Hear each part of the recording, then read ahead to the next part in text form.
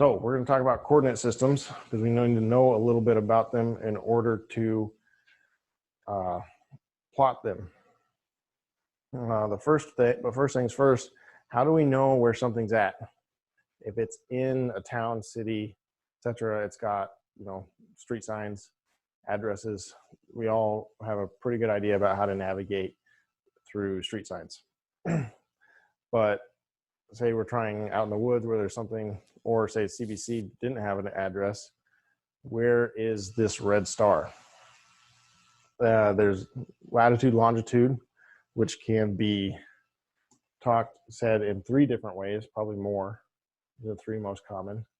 There's universal transverse Mercator, or UTM, but that has a lot, that's a mouthful to say, and a mouthful to remember. And then there's US National Grid, still kind of a mouthful, but at least we get rid of some of the numbers.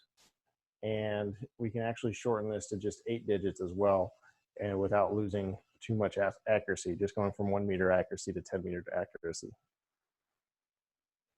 But getting down into decimal degrees,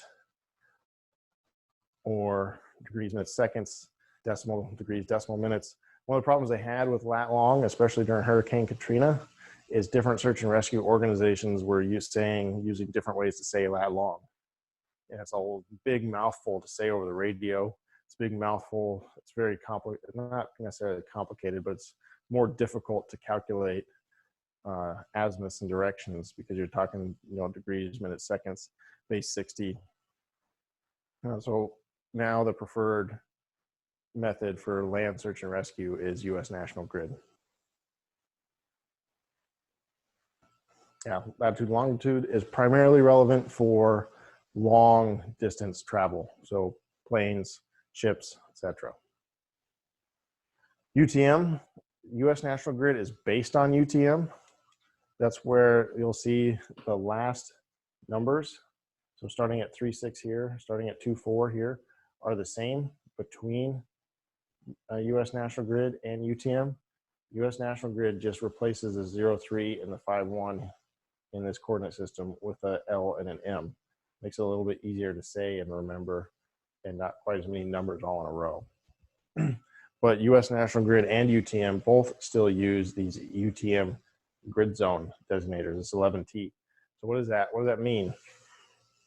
This 11T comes from the UTM zone designator. They took the entire Earth, they broke it up into these zones, and 11T is the eastern half of Washington, some of western Idaho and Montana, etc. You'll notice there is no O and there is no I in the UTM zone designators. It's because they don't want people to confuse ones and zeros with O's and I's. So US National Grid breaks each UTM zone down into smaller zones. That's instead of UTM starts with numbers right from the zone designator, US National Grid has zones within the zones. So we're going to get into that. Here's an example of plotting the Jefferson Pier in Virginia.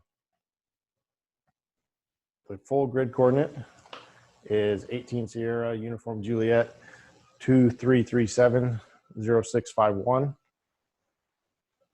We start out by finding the UTM grid zone designator. In this case, it's 18 Sierra. We go back to our full Earth picture.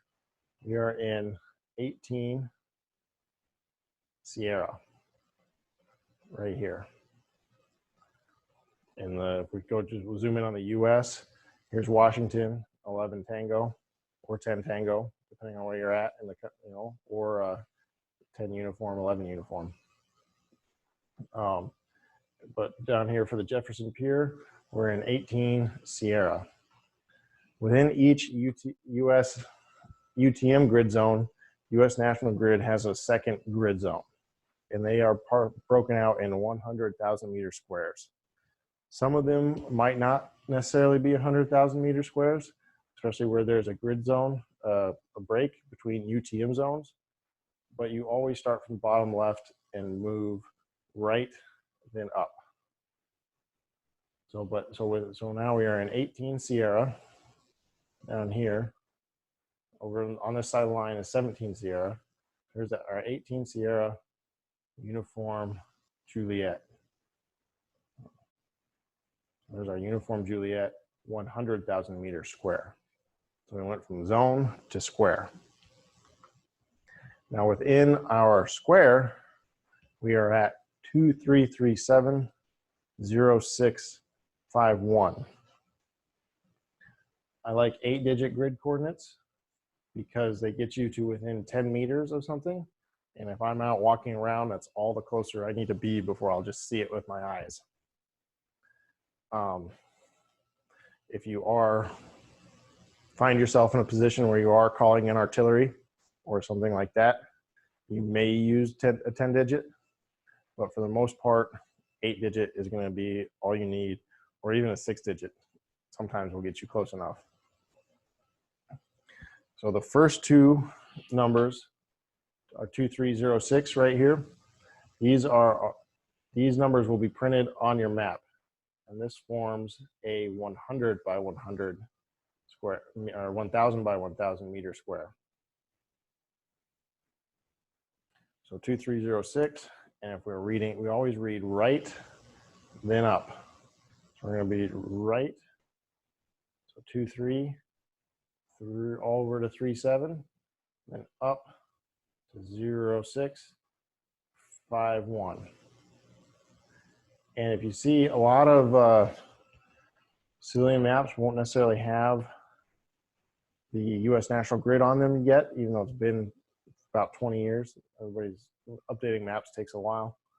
But UTM coordinates are the same after you get rid of your principal digits right here. So in this case, our 05,000 meters, our 06 still reads the same.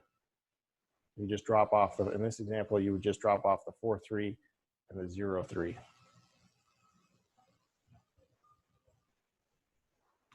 Let's do one more example. I'll show you where we're going to plot the Richland Library. The grid coordinate for the Richland Library is 11 Tango, Lima Mike, 2443, 2767. First, we're going to go to our UTM zone, 11 Tango. That gets us into Washington. Then we're going to go to our 1,000 meter square, 100,000 meter square, Lima Mike. You can see in our area, kind of changes, 11 Tango to 10 Tango changes right just a little bit east of Prosser there. We're in the Lima Mike here. And then we get to we zoom in a little bit more on the map. And then we get to our 2427 square. So these numbers are now printed, and we printed on your CalTopo maps. So we're at 2427. So we always start in the bottom left of our square. And we're going to go 24, go right to 43. Notice it's about halfway through the square. And we're going to go up to 67. Always go right, then up. So if you're using a map tool, you are going to place the 00 mark on the bottom left corner of 2427. All right, so here is your 00 mark in 2427. And I'm going to physically move my map tool. I'm going to slide it along the paper until I get to 43. That's why I physically slid the map tool over, and now I have 43 crossing 2443. I'm going to go up in my slot right here until I hit 67. And that is why there's a slot cut out, is so that you can draw a dot using your pencil at the 67 mark. And that will put you right on the library.